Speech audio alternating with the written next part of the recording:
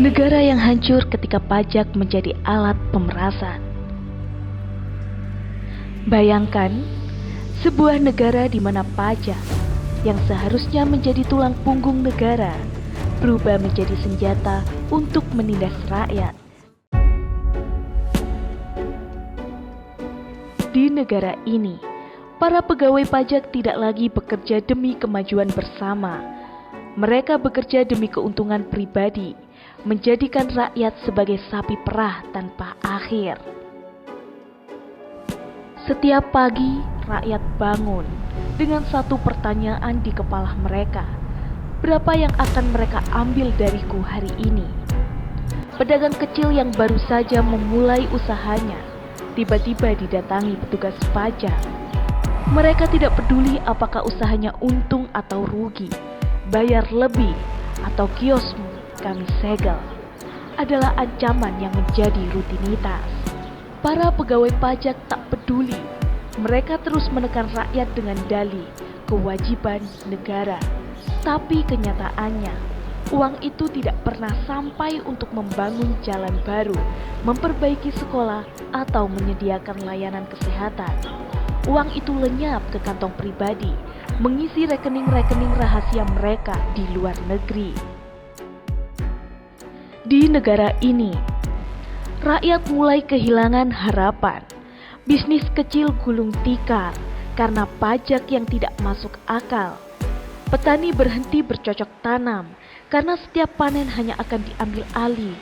Bahkan, keluarga biasa yang hanya memiliki rumah kecil harus menghadapi ancaman penyitaan karena tidak mampu membayar pajak properti yang tiba-tiba melonjak tanpa alasan.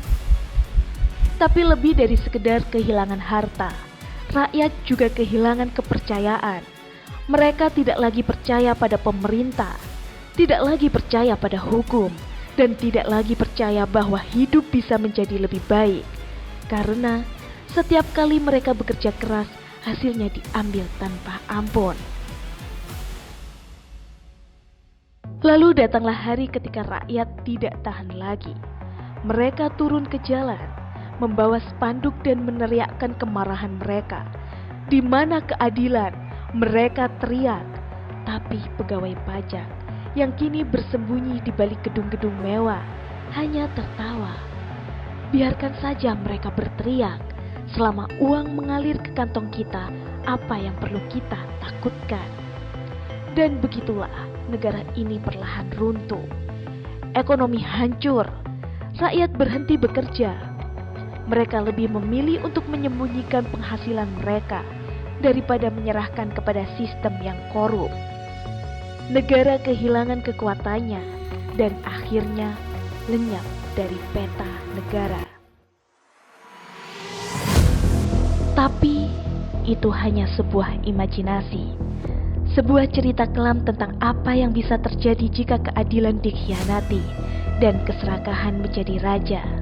Kita masih bisa menjaga sistem pajak sebagai alat untuk membangun, bukan menghancurkan, sebagai cara untuk memajukan negara, bukan memperkaya segelintir orang, karena pajak pada dasarnya adalah simbol kepercayaan.